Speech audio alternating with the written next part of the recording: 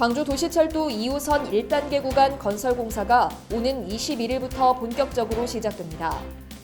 전남도의 인구 정책에 대한 재검토가 필요하다는 지적이 국감에서 제기됐습니다.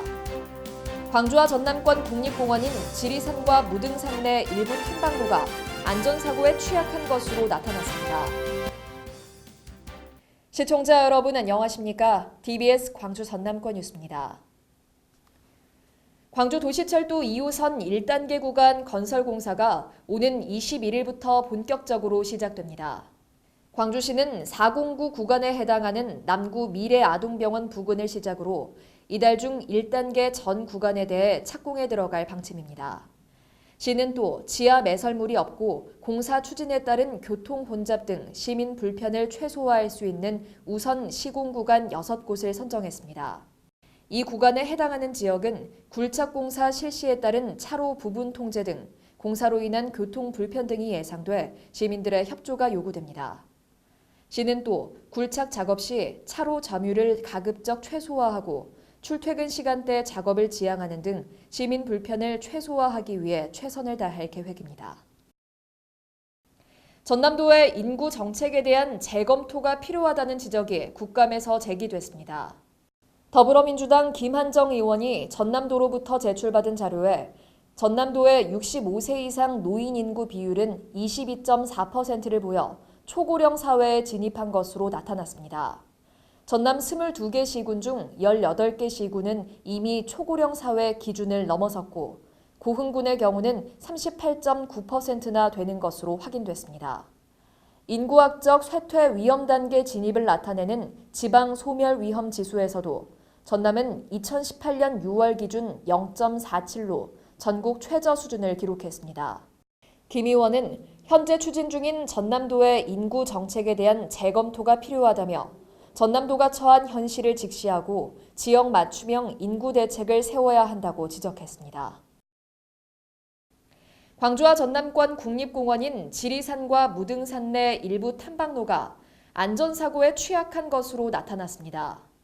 더불어민주당 전현희 의원이 국립공원공단으로부터 제출받은 자료에 따르면 지리산과 무등산 국립공원 두 곳 내 탐방로 77곳이 안전 취약 구간인 것으로 집계됐습니다. 지리산 국립공원의 경우 58개 탐방로에서 낙석과 침수, 추락 등 위험 요소가 발견됐고 무등산 국립공원은 탐방로 19곳이 안전사고의 우려가 높았습니다. 전현희 의원은 본격적인 단풍철을 맞아 국립공원공단은 탐방객의 안전사고 예방을 위해 탐방로 정비에 적극 나서야 한다고 지적했습니다.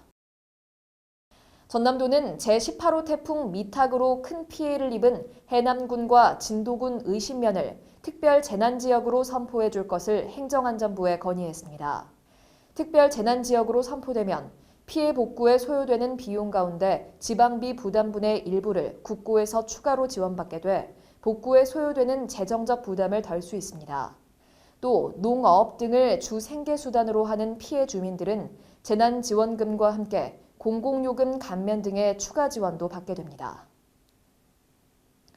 강진만 생태공원에서 남도의 맛과 멋, 세계로 미래로라는 주제로 펼쳐진 제26회 남도 음식문화 큰잔치가 성황리에 막을 내렸습니다. 올해는 지난해보다 5% 늘어난 24만 명이 축제장을 찾았으며 어린이 음식체험관 등 가족 단위 방문객들의 만족도가 매우 높았던 것으로 나타났습니다.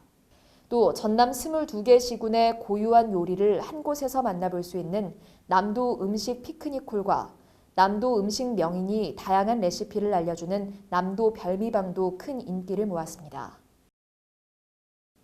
전남 순천의료원이 개원 100주년을 맞아 기념행사를 열었습니다. 도민과 함께한 순천의료원 100년, 함께할 100년이란 주제로 열린 이날 행사에서는 기념식과 기념석 제막, 기념역사관 개관식 등이 진행됐습니다. 한편 지난 1919년 순천 자해의원으로 개원한 순천의료원은 전남 최초의 부설 간호고등학교와 장례식장을 개설하는 등 지역민들에게 다양한 공공의료 서비스를 제공해 왔습니다. 시청해주신 여러분 고맙습니다.